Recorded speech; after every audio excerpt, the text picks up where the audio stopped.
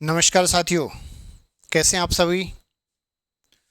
बिना किसी बकवास के शुरू करते हैं आज का अपना बिंदु, भारत एक परिचय। इस बिंदु में हम क्या सीखेंगे। सबसे पहले देखिए, इस बिंदु में हम देखेंगे कि भारत की स्थिति, भारत की स्थिति अक्षांश और देशांतरी स्थिति है। और भारत में समय निर्धारण इंडियन स्टैंडर्ड टाइम जो है उसके बारे में देखेंगे। इसके अलावा भारत और उसके पड़ोसी देश, भारत और पड़ोसी देश, और इसमें क्या देखेंगे, स्थलीय सीमा, स्थलीय सीमा, और दूसरा देखेंगे तटीय सीमा। जहां से हर परीक्षा में इनमें से सवाल आते रहते हैं। छोटी से छोटी परीक्षा से लेकर के बड़ी से बड़ी परीक्षा तक इसमें सवाल पूछे जाते रहे हैं। तो ये पहला बिंदु जो है, आमतौर पर ये सिलेबस में दिया हुआ नहीं रहता, लेकिन इसमें सवाल है वो कहीं न कहीं किसी न किसी रूप में पूछे जाते रहे हैं। तो आइए देखते हैं भारत ग्लोब पर कहाँ स्थित है। सबसे पहले हम जानते हैं कि ग्लोब जो होता है, ग्लोब के ऊपर जो दिशाएं हैं उसके बारे में हमें जानकारी है।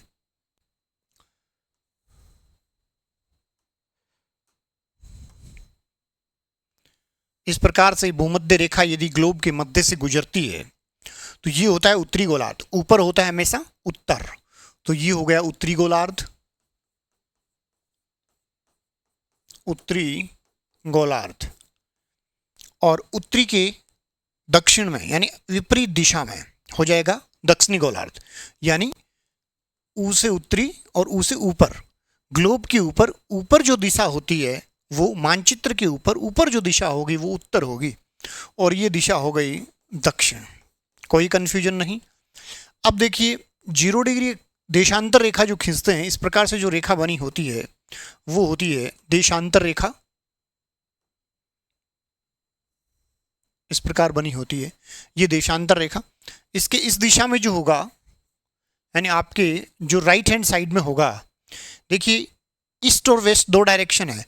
ई का जिधर अंगुलियां खुली हैं, जिधर ई की अंगुलियां खुली हैं उस दिशा में होगा ईस्ट, यानी इधर होता है पूर्व, और पूर्व के अपोजिट हो जाएगा पश्चिम। यहां तक कोई कंफ्यूजन नहीं। तो ये भारत में गोलार्ध हो गई। ये पूरे विश्व में ग्लोब के ऊपर उत्तरी गोलार्ध, दक्षिणी गोलार्ध, पूर्वी गोलार्ध और पश्चिमी गोलार्ध। भारत की जो स्थिति है अक्षांश और देशांतरों के आधार पर भी बाद में देखेंगे हम, यहाँ पर भारत जो है वो स्थित है। और ये जो गोलार्ध हुआ, ये गोलार्ध है उत्तरी पूर्वी, यानी एक दिशा इसकी उत्तरी होगी और दूसरी दिशा इसमें पूर्वी होगी। तो ग्लोब पर भारत जो है उत्तरी पूर्वी भाग में स्थित है।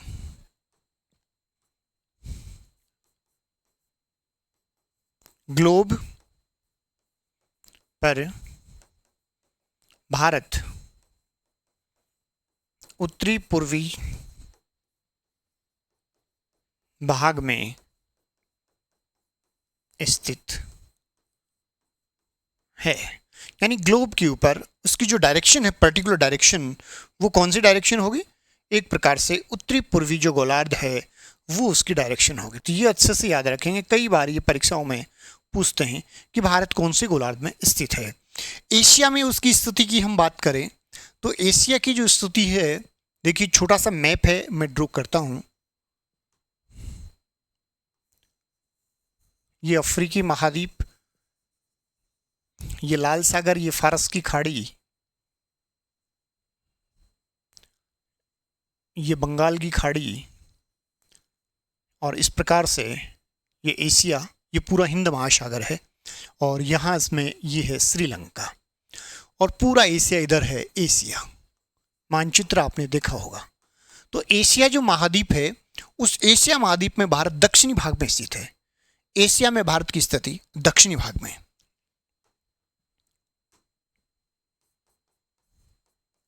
एशिया महाद्वीप में भारत की स्थिति, तो एशिया महाद्वीप के कौन से भाग में है? दक्षिणी भाग में। कोई दिक्कत नहीं, कोई कंफ्यूजन नहीं। एशिया महाद्वीप के किस भाग में है? दक्षिणी भाग में। ग्लोब के ऊपर कहाँ स्थित है? उत्तरी पूर्वी गोलार्ध में भारत जो है वो स्थित है। अब बात करते हैं हिंद महासागर के संदर्भ में कि हिंद महासागर के संदर्भ में जो स्थिति है वो कैसी है। यहां स्थित है हिंद महासागर। हिंद, ये हिंद महासागर है। तो हिंद महासागर के संदर्भ में भारत की स्थिति है कि हिंद महासागर से भारत उत्तर दिशा में स्थित है। भारत हिंद महासागर के उत्तर दिशा में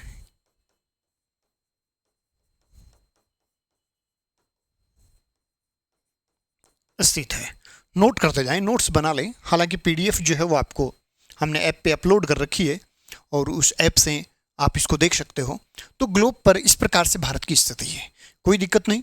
उत्तरी पूर्वी भारत में, यानी ग्लोब जो है उसके उत्तरी पूर्वी भाग में है, एशिया महाद्वीप के दक्षिणी भाग में है और हिंद महासागर के उत्तर दिशा में भारत है वो स्थित है।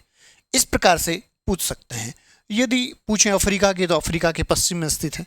तो ऐसी इतनी चीज़ें हैं वो हमें ध्यान में होनी चाहिए।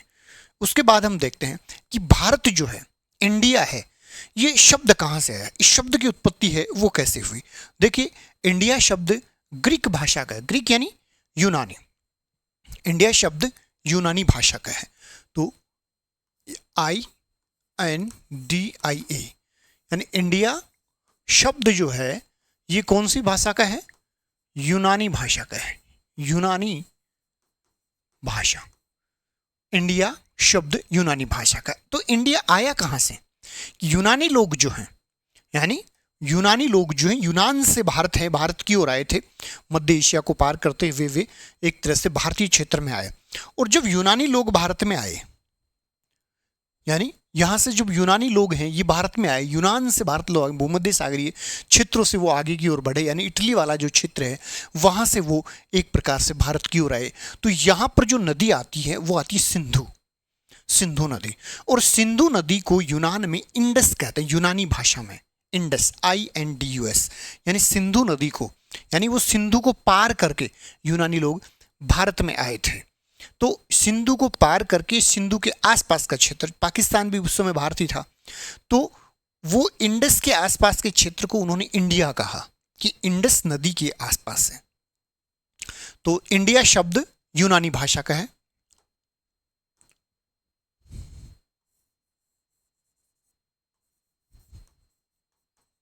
यूनानी भाषा में सिंधु नदी को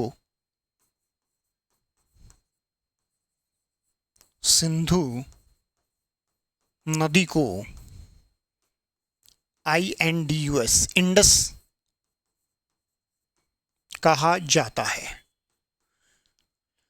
यानी जो यूनानी भाषा है ग्रीक भाषा है, यानी ग्रीक को ही यूनानी कहते हैं, ग्रीक और यूनानी एक ही बात है।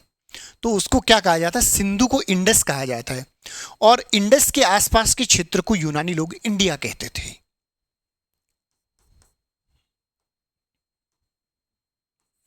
इंडस के आसपास के क्षेत्र को यूनानी लोगों ने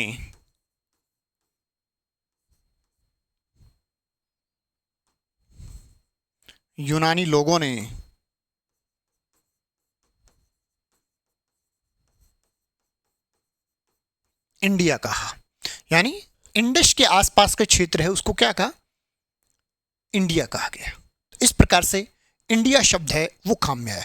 लेकिन भारत का जो संविधान है, उस भारत के संविधान में भारत के लिए इंडिया दैट इज भारत का उल्लेख किया गया है।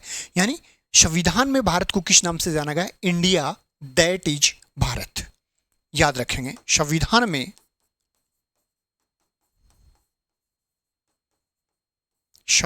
में भारत के लिए India that is Bharat, India that is Bharat, India that is Bharat का उल्लेख है। तो भारत के संविधान में भारत को, ये भारत का नामकरण है। यानी ग्लोब के ऊपर हमने देखा कि उत्तरी पूर्वी भाग में स्थित है, हिंद महासागर ये उत्तर में है, एशिया के दक्षिण में है, और संविधान में यानी विशेष रूप से भारत का जो महत्वपूर्ण संविधान है उसमें भारत के लिए कौन सा शब्द काम लिए गए? India that is Bharat. हर तथ्य काम का है, हर तथ्य इंपॉर्टेंट है, यानी इसको अच्छे से याद रखेंगे हर तथ्य को। यहां every statement is important. Clear हो गया? नोट करते चले, इसको नोट करें क्योंकि आपको नोट करना पड़ेगा, चाहे आप नोट से नोट करें चाहे यहाँ से नोट करें, लेकिन आपको नोट है वो करना है क्योंकि वहाँ हमें डाउनलोड करने की इजाज़त है वो नहीं दे सकते, जो टर्म्स और कंडीशन है ऐप की उसके माध्यम से, तो ये आपको लिखना पड़ेगा। वहाँ से आप देख करके कॉपी में वैसे लिख सकते हैं, यहाँ से भी सीधे लिख सकते हैं। उसके बाद हम बात करते हैं भारत की अक्षांश और देशांतरीय स्थिति कि अक्षांश और देशांतरीय स्थिति है वो किस प्रकार से भारत है वो स्थित है। देखिए ग्लोब को आपने देखा था कि ग्लोब जिस प्रकार से बना हुआ है उसमें क्या होता है कि ये 0 डिग्री है, ये 0 डिग्री देशांतर है। इसके इधर जो होंगे वो पूर्वी देशांतर होंगे। क्या होंगे? पूर्वी देशांतर, यानी पूर्वी गोलार्ध में पूर्वी देशांतर होंगे, और उत्तरी जो गोलार्ध है उसमें क्या होंगे? उत्तरी देशांतर होंगे।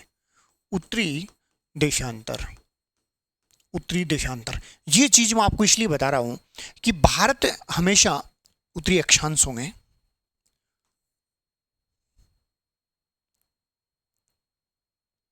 उत्तरी अक्षांश, क्योंकि भारत जो है वो कहाँ स्थित है? यानी उत्तरी गोलार्ध में है और पूर्व में, उत्तर पूर्व में है। तो भारत के लिए जो अक्षांश होंगे वो तो उत्तरी होंगे और देशांतर होंगे वो क्या होंगे? पूर्वी होंगे, क्योंकि वो यहाँ पर स्थित है।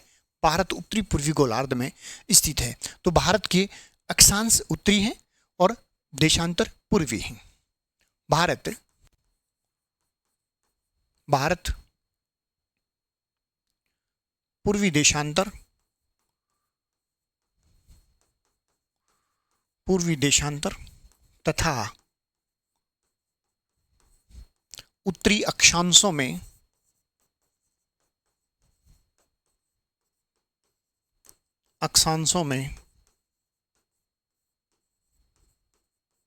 स्थित है। यानी भारत पूर्वी देशांतर और उत्तरी अक्षांशों में स्थित है। अब देखिए सबसे पहले बात करें कि अक्षांश के बारे में, कि भारत जो है उसमें अक्षांश जो है वो कौन कौन से हैं। तो देखिए ये 0 डिग्री है, यहाँ से आप चलोगे तो 1 2 3 4 5 6 7 8, जैसे ही 8 डिग्री आएगा 8 के बाद आएगा 4 मिनट, 8 डिग्री 4 मिनट।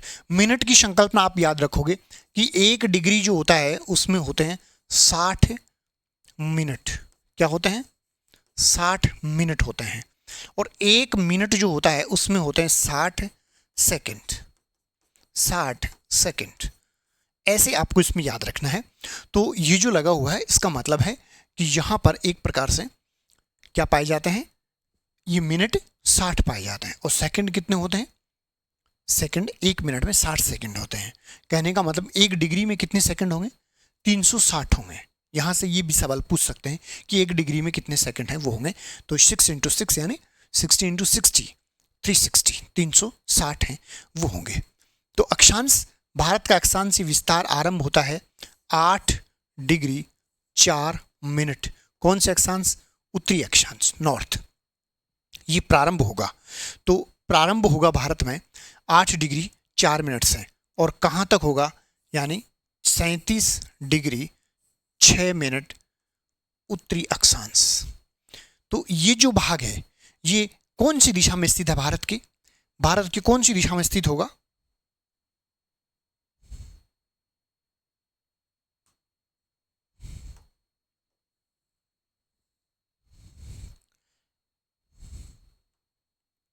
देखिए एक मैप है छोटा सा,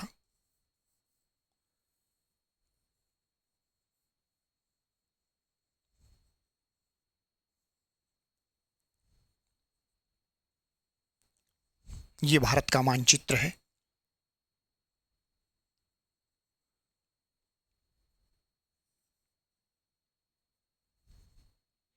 देखिए यहां पर जो भारत की स्थिति है,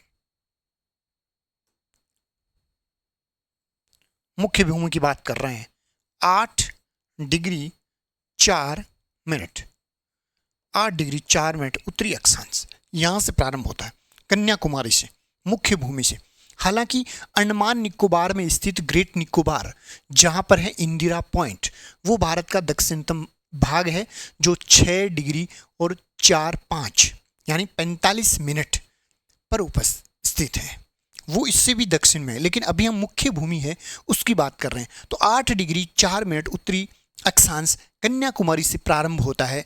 तो यहाँ पर जो दिशा होती है वो भारत, ये कौन सी दिशा में स्थित है भारत की? 8 डिग्री 4 मिनट भारत के दक्षिण दिशा में है। अक्षांश कौन से हैं? उत्तरी हैं, लेकिन दिशा कौन सी है? दक्षिणी है। और जब समाप्त होता है तो ये स्थान है यहाँ पर ये अक्षांशीय विस्तार इसका समाप्त होता है, और ये है 37 डिग्री 6 मिनट, यहाँ लिखा हुआ है 37 डिग्री 6 मिनट। ये भारत का अक्षांशीय विस्तार है। तो यहाँ पर जो दिशा आती है, ये भारत की कौन सी दिशा है? उत्तरी दिशा है, उत्तरी दिशा।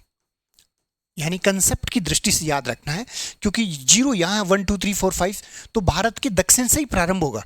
भारत का अक्षांशीय विस्तार भारत के दक्षिण दिशा से प्रारंभ होगा। और यहाँ हम बात करें स्थान की, कि यहाँ पर स्थान कौन सा होगा, तो यहाँ जो स्थान है 8 डिग्री 4 मिनट पे, वो है कन्याकुमारी। भारत का जो दक्षिणतम स्थान है, मुख्य भूमि का दक्षिणतम स्थान, वो कौन सा है? कन्याकुमारी है। भारत का दक्षिणतम स्थान कन्याकुमारी। और यहाँ भारत का जो उत्तरी स्थान है उसका नाम है इंदिरा कोल, यानी सबसे उत्तरी स्थान है इंदिरा कोल। ये भारत का सबसे उत्तरी स्थान है। तो यहां से देखिए, यानी कन्याकुमारी से लेकर के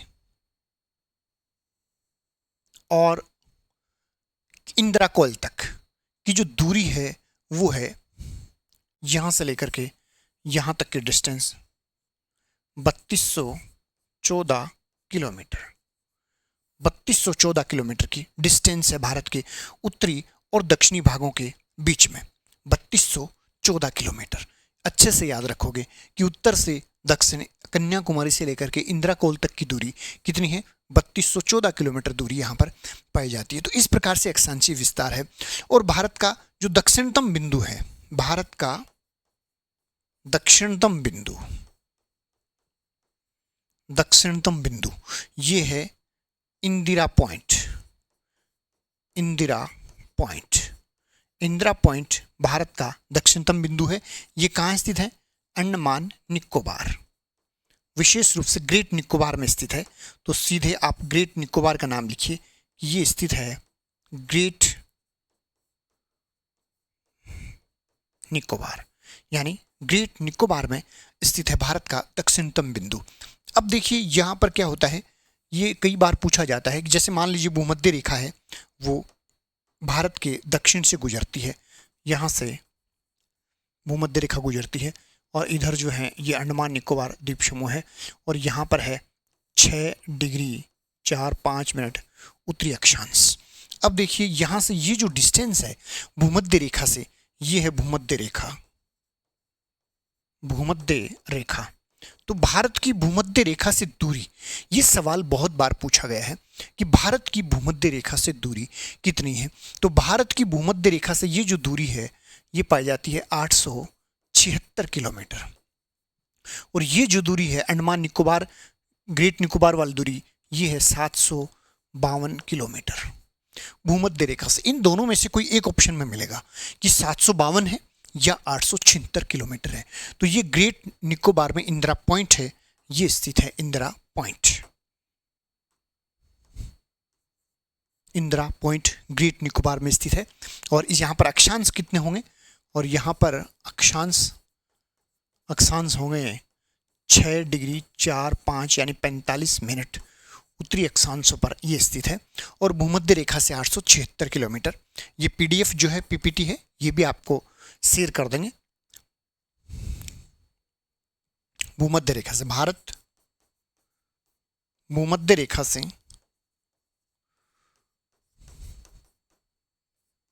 भूमध्य रेखा से 876 किलोमीटर दूर है।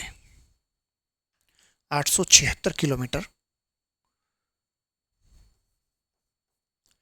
दूर है, ठीक है।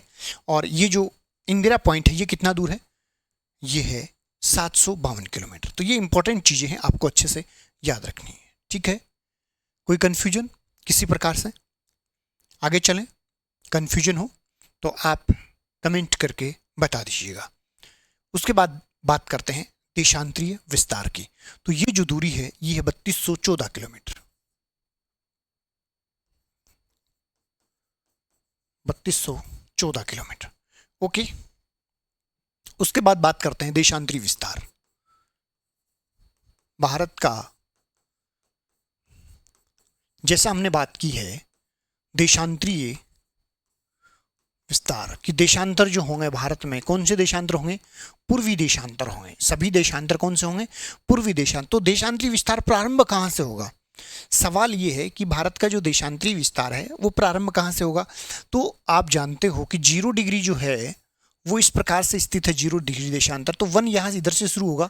तो जो हिस्सा आएगा भारत का सबसे पहले वो कौन सा हिस्सा आएगा? पश्चिमी हिस्सा आएगा, यानी भारत का पश्चिमी भाग जो है वो सबसे पहले यहां पर आएगा। तो देखिए भारत का जो देशांतरी विस्तार है उसके बारे में।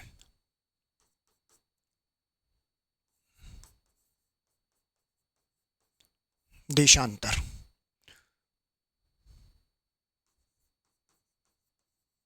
प्रारंभ,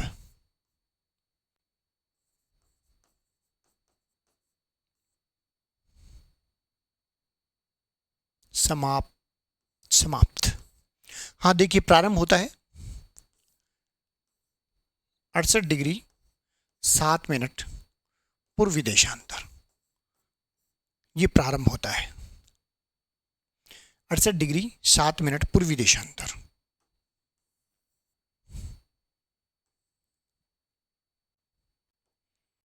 और समाप्त होता है 97 डिग्री 25 मिनट। ये भी पूर्वी है, याद रखना, पूर्वी देशांतर, पश्चिम में नहीं होंगे। तो ये जो भाग है ये भारत के पश्चिम में है, लेकिन देशांतर कौन से हैं? पूर्वी है। दिशा, यानी भारत के कौन सी दिशा में होगा ये? तो ये होगा दिशा पश्चिम में होगा।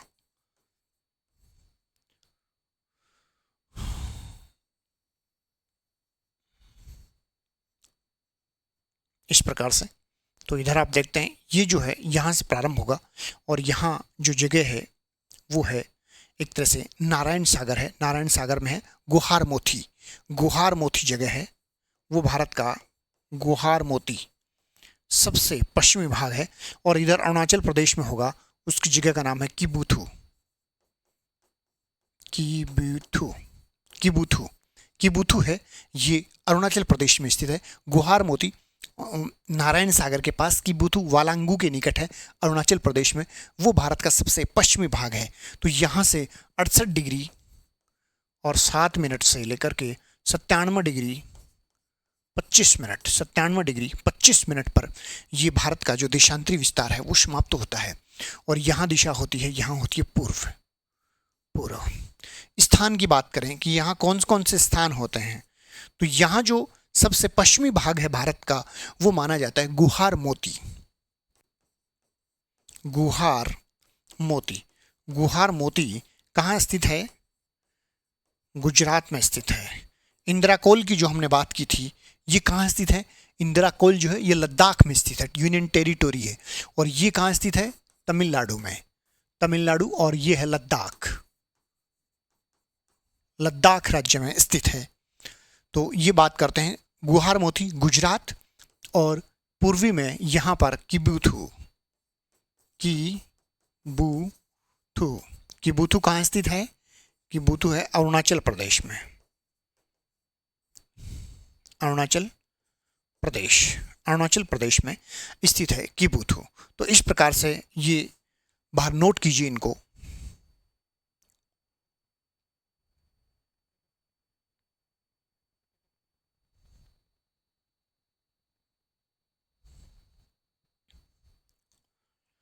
नोट किया। उसके बाद बात करते हैं दूरी। तो इसके बीच में जो दूरी होगी वो कुल कितनी दूरी होगी, इन दोनों के बीच स्थानों के बीच में, ये होगी 2933 किलोमीटर। 2933 किलोमीटर। अब कई बार सवाल ये पूछते हैं कि ये जो डिस्टेंस है ये 2933 किलोमीटर है और ये है 3214 किलोमीटर, दोनों में डिफरेंस कितना हुआ, दोनों में डिफरेंस 281 किलोमीटर। यानी भारत की पूर्वी और पश्चिमी जो लंबाई है उसमें अंतर है 281 किलोमीटर। तो 2933 किलोमीटर भारत की पूर्व से पश्चिम की ओर डिस्टेंस है, उसकी आपको बहुत अच्छे से याद रखना है, नोट करें इनको।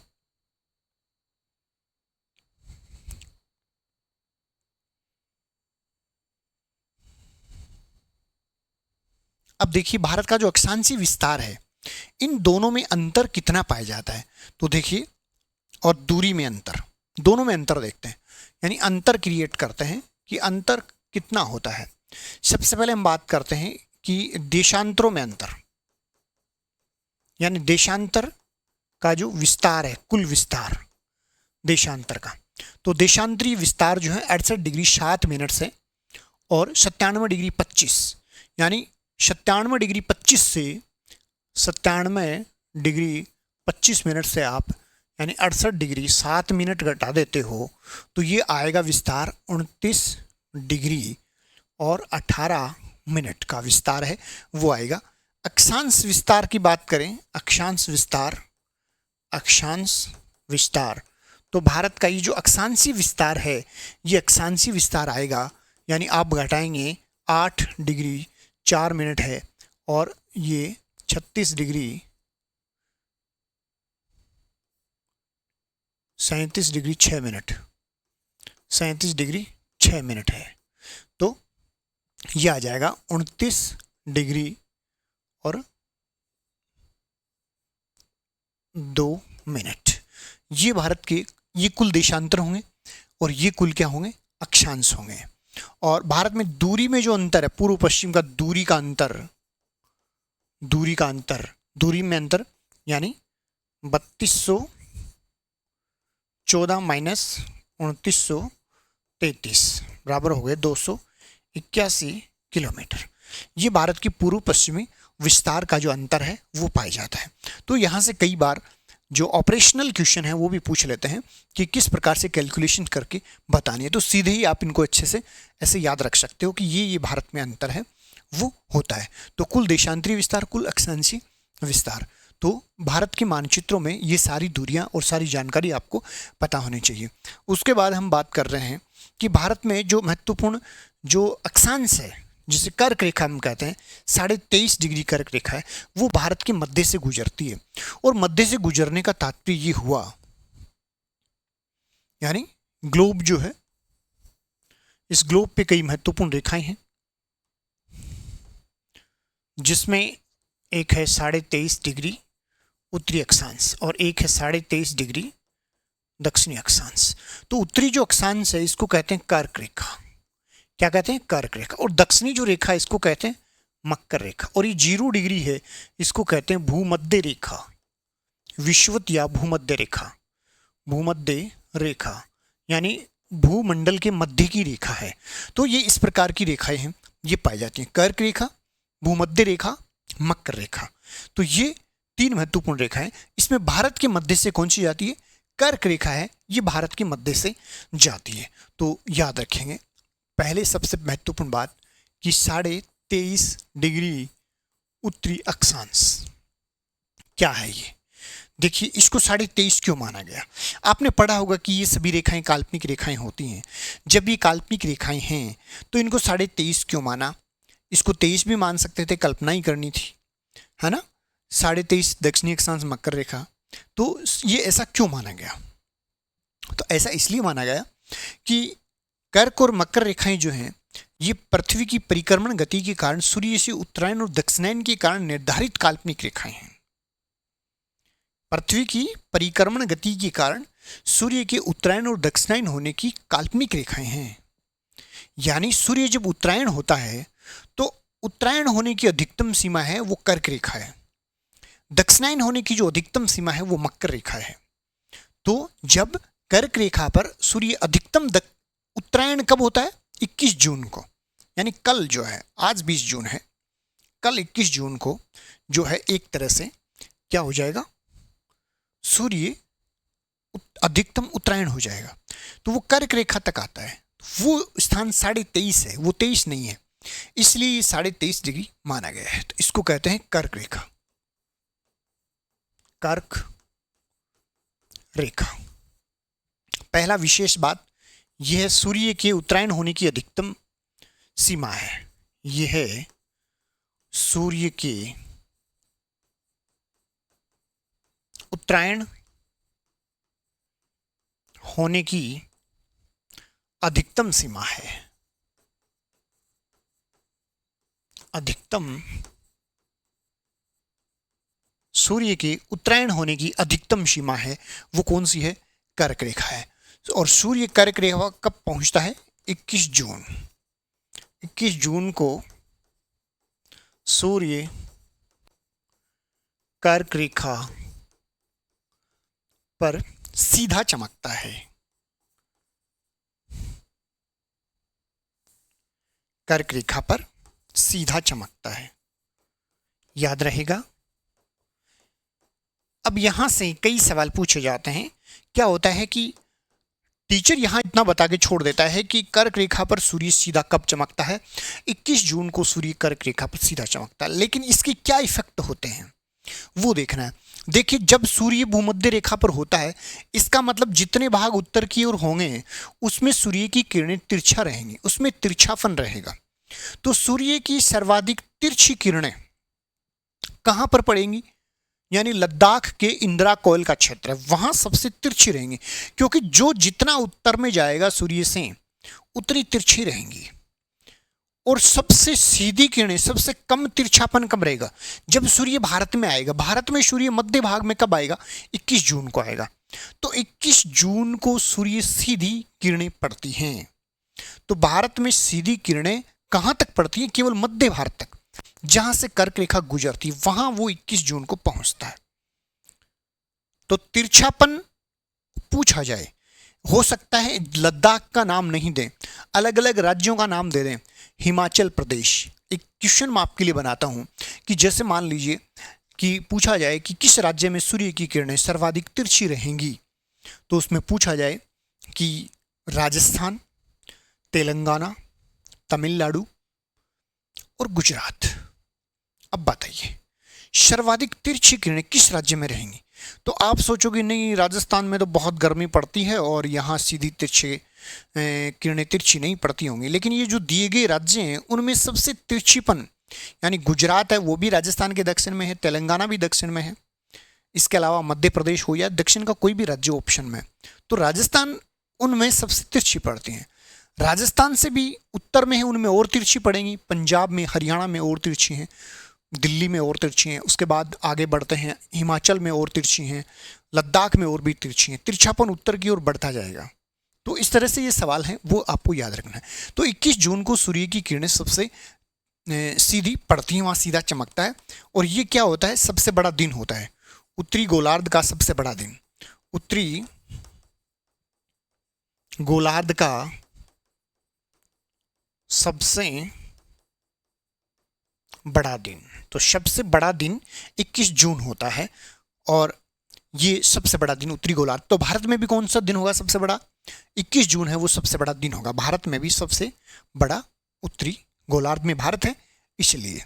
उसके बाद देखिए अगली बात करते हैं कि भारत में ये कर्क रेखा कहाँ से गुजरती है। तो भारत में कर्क रेखा 8 राज्यों से गुजरती है। कहाँ से गुजरती है? 8 राज्यों से, 8 राज्यों से गुजरती है। 8 राज्य कौन कौन से हैं देखिए इसके बारे में। 8 राज्यों से जो कर्क रेखा गुजरती है उसके बारे में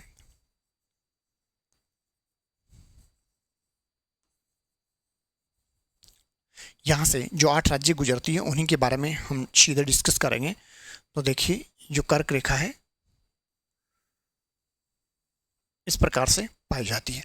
अब आपको कर्क रेखा गुजरने के बारे में जो सवाल पूछे जाते हैं, कर्क रेखा, कर्क रेखा इसमें क्या पूछ सकते हैं कि किन किन राज्यों से गुजरती है, उन राज्यों की पूर्व से पश्चिम की सीमा बताइए या पश्चिम से पूर्व की बताइए, किसी भी डायरेक्शन में, यानी पूर्व से पश्चिम की ओर क्रम या पश्चिम से पूर्व की ओर क्रम भी आपको याद रखना है।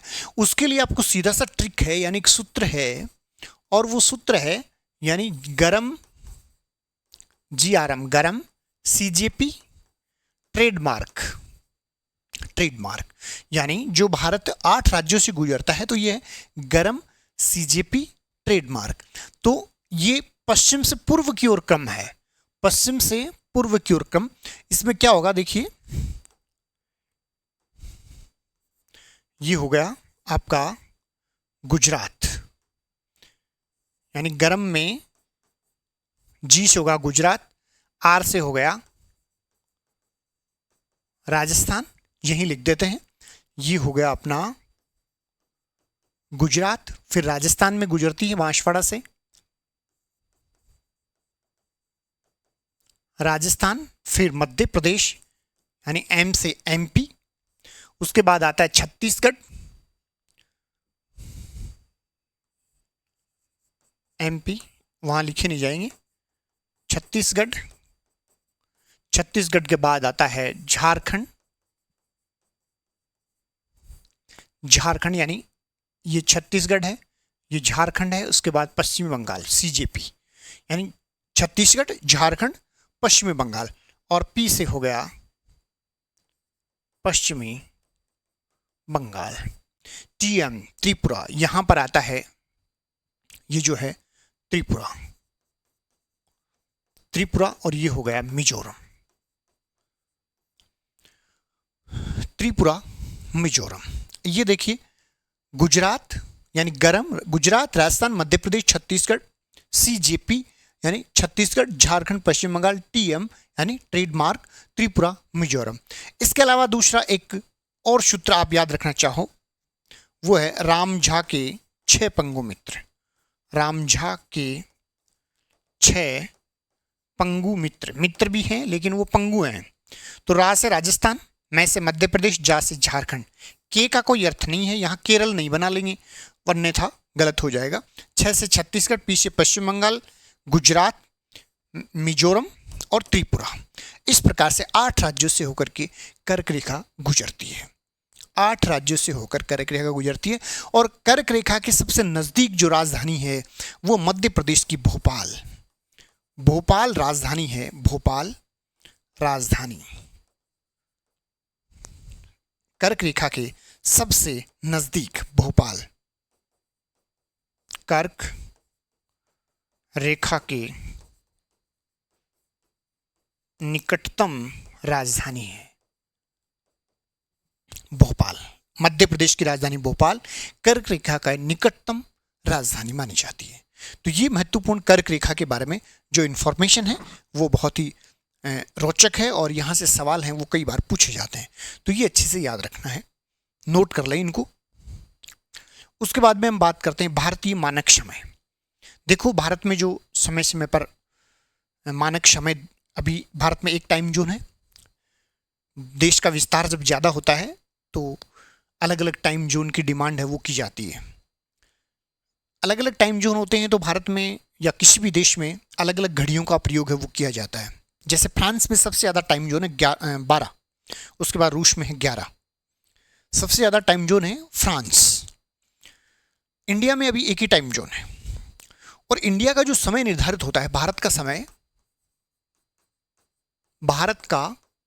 समय निर्धारण,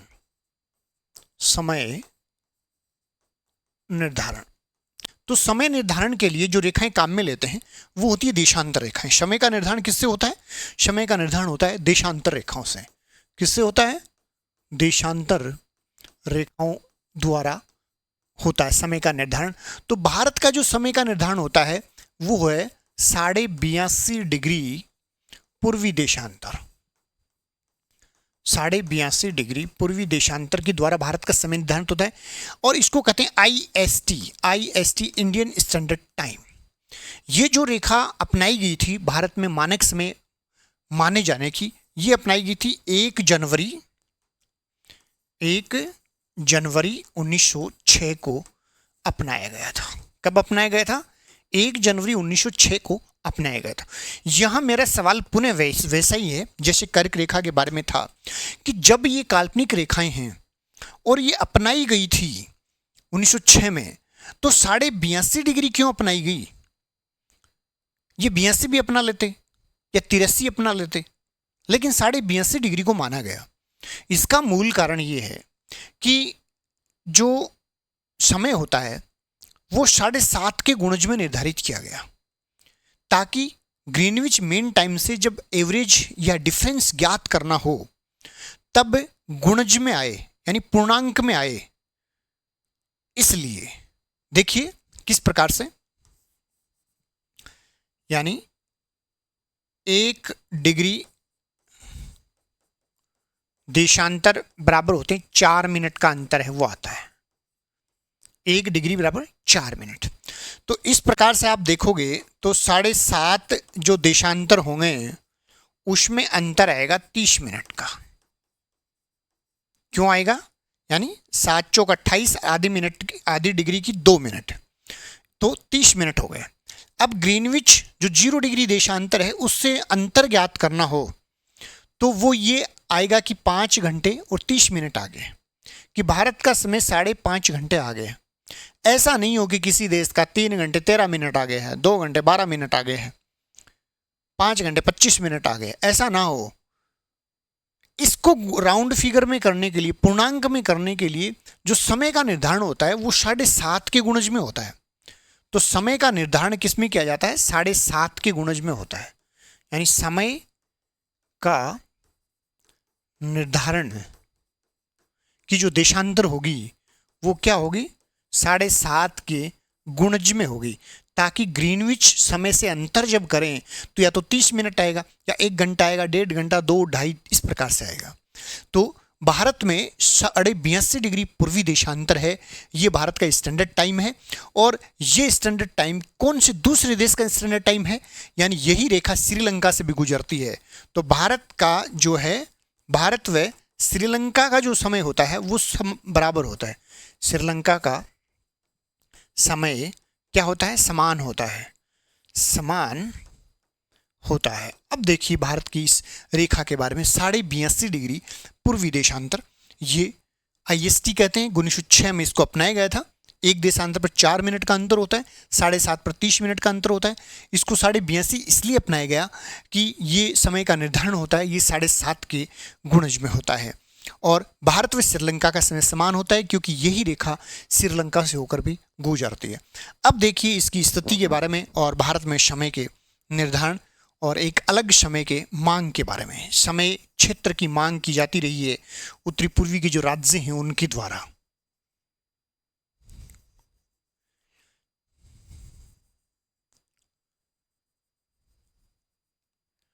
ये हमारा इंडिया,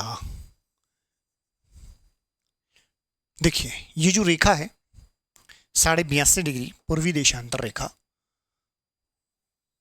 ये इस प्रकार से गुजरती है। ये है 82.5 पूर्वी देशांतर रेखा। और जैसा आप जानते हैं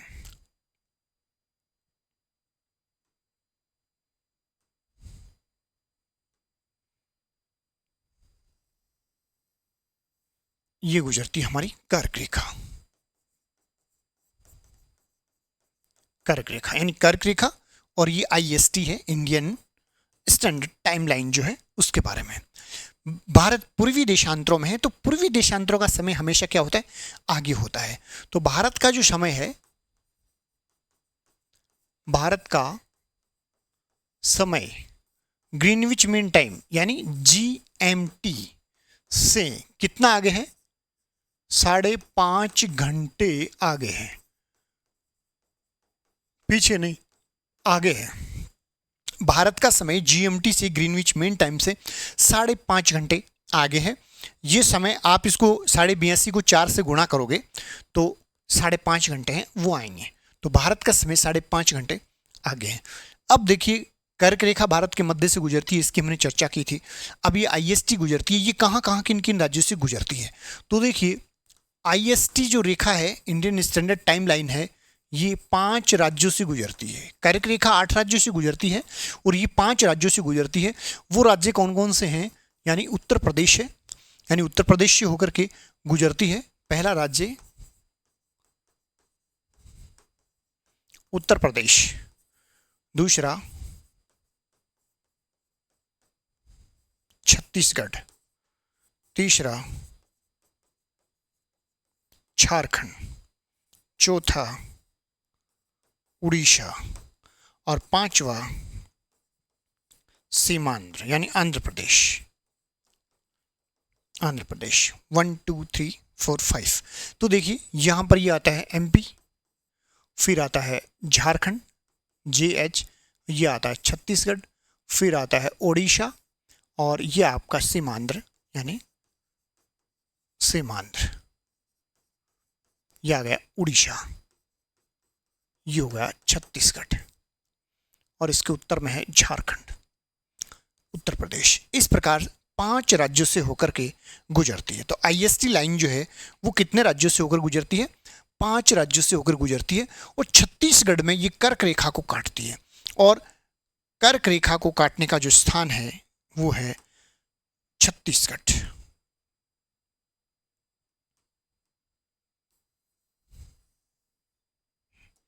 हाँ देखिए,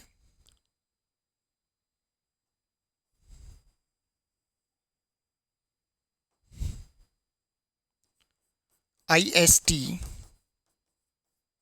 कर्क रेखा को, IST कर्क रेखा को सूरजपुर, सूरजपुर एक जगह है, जिला है और जिला छत्तीसगढ़ का, छत्तीसगढ़ में काटती है। तो कहां पर काटती है? छत्तीसगढ़ में ये एक दूसरे को काटती है। तो छत्तीसगढ़ में सूरजपुर नाम की जगह है, यहाँ सूरजपुर, यहाँ एक दूसरे को ये काटती है। अब देखिए भारत में जो समय है, पूर्व और पश्चिम की जब हम गणना करें, भारत का विस्तार लगभग 29 डिग्री और एक प्रकार से 29 डिग्री और 18 सेकंड 18 मिनट का अंतर वो पाया जाता है। तो 15 जब देशांतर होते हैं तो 1 घंटे का अंतर आता है। तो लगभग 30 देशांतरों में भारत का विस्तार है। तो 30 देशांतरों में विस्तार होने से भारत के पूर्व और पश्चिम में जो समय का अंतर होता है वो 2 घंटे का अंतर होता है। यानी अरुणाचल प्रदेश में गुजरात और राजस्थान की अपेक्षा 2 घंटे पहले सूर्योदय हो जाता है। तो अंतर कितना आता है? 2 घंटे का। तो सबसे पहले सूर्योदय होगा अरुणाचल प्रदेश में। सबसे पहले सूर्यास्त कहाँ होगा? सबसे पहले सूर्यास्त भी वहीं होगा जहां सबसे पहले सूर्योदय होता है। तो अरुणाचल प्रदेश में सबसे पहले सूर्योदय होता है और सूर्यास्त होता है।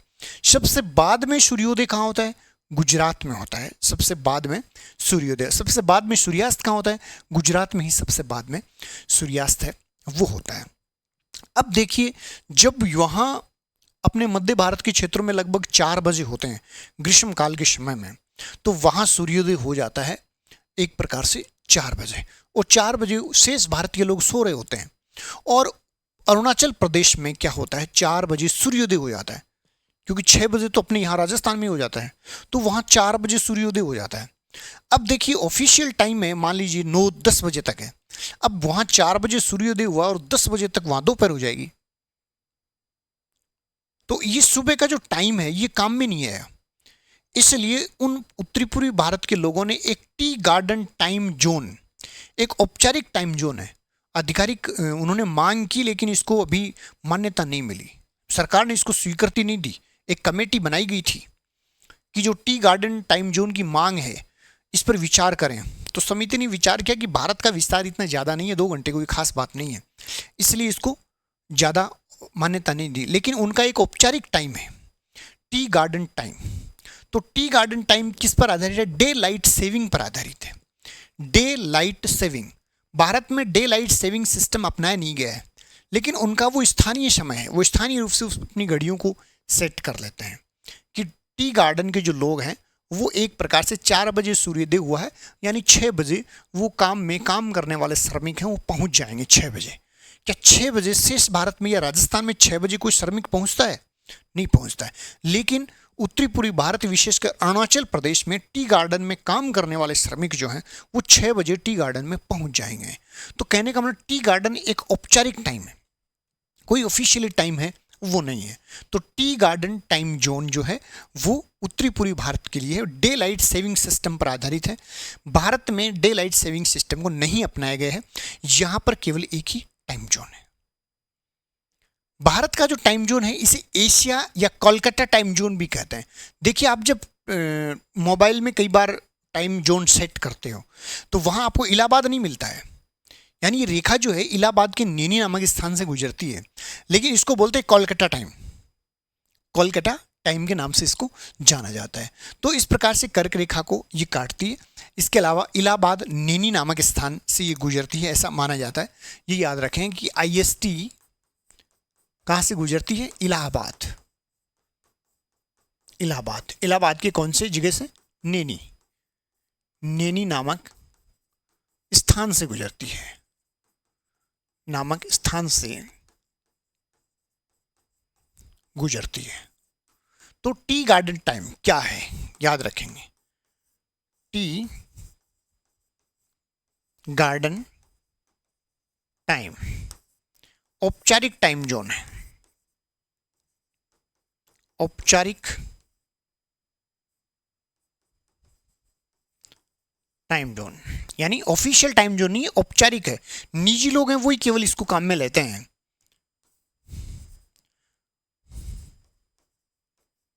उत्तरी पूर्वी के लोग निजी जीवन में अपनाते हैं।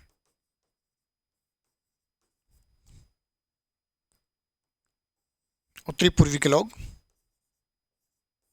निजी जीवन में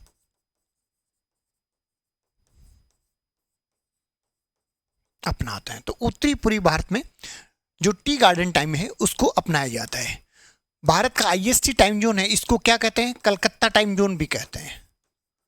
कलकत्ता टाइम जोन कहा जाता है, यानी एशिया कलकत्ता टाइम जोन। जब आप टाइम जोन मोबाइल में सेट करते हो तो आपको इलाहाबाद का कोई ऑप्शन है वो नहीं मिलेगा, इसे कोलकाता टाइम जोन के नाम से जाना जाता है। क्योंकि दुनिया भर में कलकत्ता जो है वो एक बड़ा शहर है और बड़े शहर की बड़ी पहचान है। इलाहाबाद एक थोड़ा छोटा है, कोलकाता की बजाय छोटा है। तो भारतीय IST को कोलकाता टाइम जोन के नाम से भी जाना जाता है। तो ऐसी मीनिंगफुल इन्फॉर्मेशन हम लगातार आपके लिए रिसर्च करके लाते रहेंगे और शानदार नोट्स का आनंद लीजिए और शानदार पढ़ाई कीजिए, जो कमेंट में, चैट में आप हमें जरूर बताइए। पार्ट 2 में देखेंगे भारत की सीमाएं, भारत की कितनी और कौन कौन सी सीमाएं किन देशों के साथ हैं। Okay, good bye.